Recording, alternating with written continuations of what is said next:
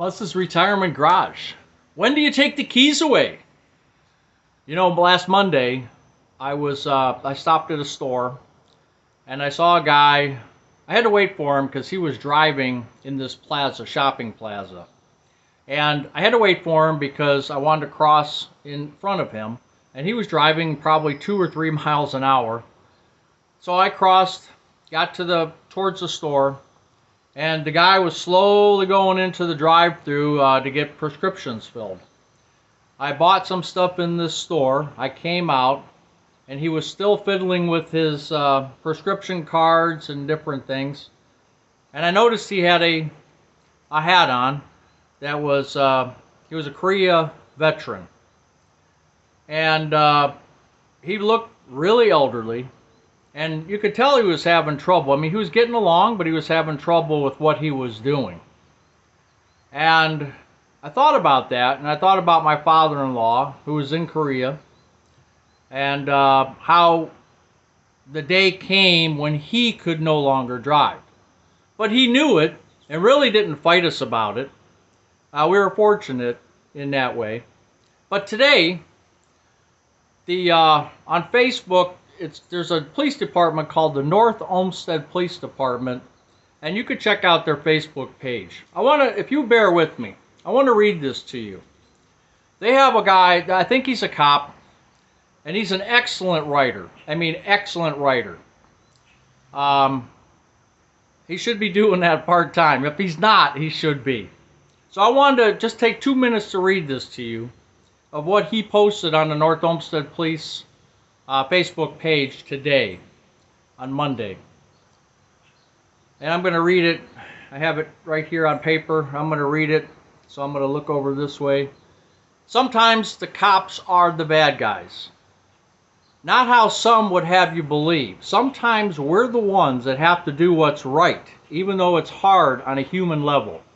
Sorry about the language, but this is real life. Today we stopped a guy. We'll call him Bob. We got a call from Bob's wife asking for a welfare check on him. She wasn't home, but he called her and said he was going to get his license renewed. Bob was hitting cameras all over the place. He was in North Ridgeville, he was in Westlake, North Olmsted. He was doing circles and never made it to where he thought he was going. We picked up Bob on Stearns and stopped him on Lorraine after a couple small traffic violations. Bob immediately gets out of his car saying that this was BS, and I'm going to clean it up. He used the whole word. He calmed down a bit, and we got to talking. Bob is 92 years old. He's a U.S. Marine who is in Korea. We talked about his life, the things he had done, the family he created. He bragged about his years as an auxiliary police officer.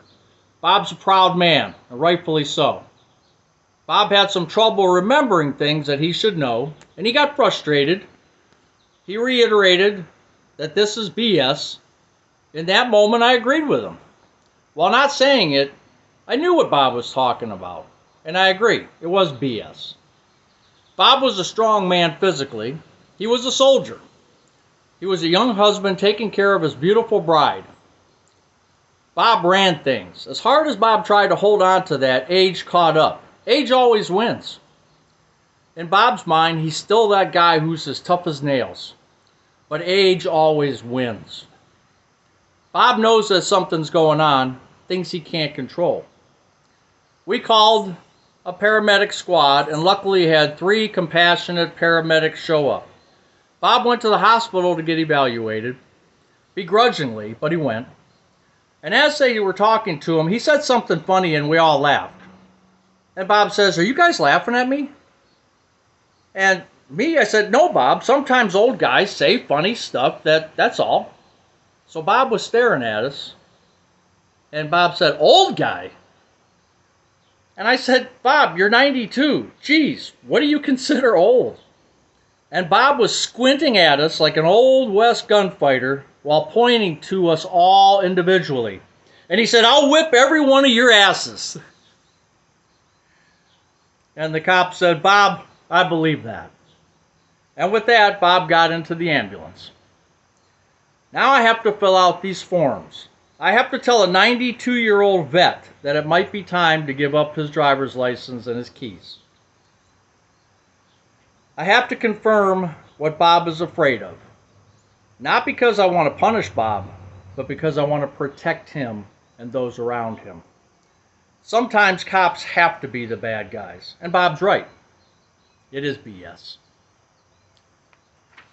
I thought that was really nice. I thought that was apropos for a retirement channel. Because you know what? This Bob, this Harry, this Jim is going to face that day one day when someone's going to have to take my keys away. Or will I voluntarily give them up? So I wear the Navy hat, which Steve brought me from Florida.